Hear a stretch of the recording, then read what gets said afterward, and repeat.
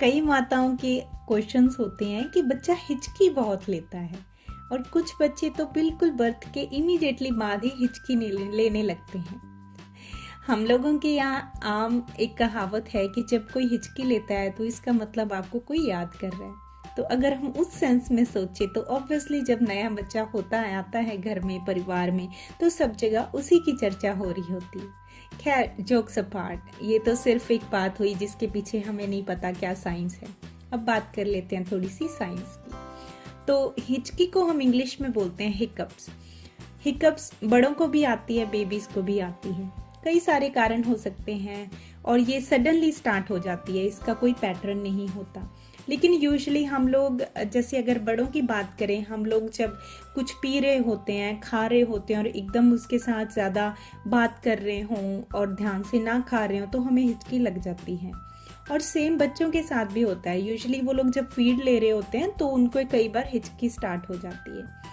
अगर दादी नानी की बात करें तो वो लोग कहते हैं कि बेटा हिचकी लेने से ज़्यादा डर की बात नहीं है, जितना बच्चा हिचकी लेगा उसकी पाचक शक्ति उतनी ही बढ़ रही है। टू बी ऑनेस्ट, मुझे इसका कोई साइंटिफिक प्रूफ तो अभी तक नहीं मिला है, लेकिन this is what my grandmothers used to say. तो वो लोग बोलते हैं कि इसमें घबराने की बात नहीं होती है, बच्चा अपने आप और फीड लेता है। जैसे हम लोग बोलते हैं हिचकी आ रही है तो पानी पी लीजिए, तो आपको जो है आपके अंदर का इंटरनल सिस्टम थोड़ा स्मूथ हो जाएगा अगर कोई प्रॉब्लम है। तो सेम बच्चों के लिए भी बोला जाता है कि अगर बच्चा हिचकी लिए उसने और खाना उसका पच गया, अभी उसको दूध पिला दीजिए, उसकी हिचकी जो है बंद हो जाएगी। लेकिन टू बी ऑनेस्ट, मेरे जो अपना एक्सपीरियंस है उसमें मैंने ऐसा कुछ नहीं देखा है। मुझे कोई पैटर्न नहीं फाइंड आउट हुआ। बच्चे हिचकी लेते थे लेकिन मुझे नहीं पता चला कि बच्चे हिचकी क्यों लेते हैं। लेकिन हाँ, ये ज़रूर पता है कि कभी कोई टेंशन की बात नहीं हुई है। वो थोड़ी हिचकी लेते थे और उसके बाद अपना हाथ पैर मार के खेलते थे, उसके बाद सब कुछ नॉर्मल हो जाता था। यूजुअली जब बच्चों को हिचकी होती है तो वो कोई अपसेट नहीं होते हैं, रोते नहीं है, वो कोई पेनफुल प्रोसेस नहीं है।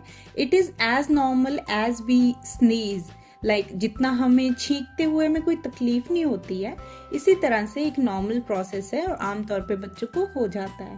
वो जैसे ही फीड लेंगे उसके बाद वो लोग फिर से नॉर्मल हो जाएंगे। तो अगर आपका स्पेशली फर्स्ट बेबी है तो आपको डर हो सकता है इस बात का, तो कभी घबराने की ज़रूरत नहीं है। It's again a normal thing. और बस अपना मदरहुड एंजॉय कीजिए और इस फेज़ के हर एक मोमेंट को अच्छे से जिए। और हमारे चैनल पे बहुत सारे इन्फॉर्मेशन की बच्चों के रिलेटेड, पेरेंटिंग, मदरहुड, सबके रिलेटेड वीडियो हैं और चेक कीजिए।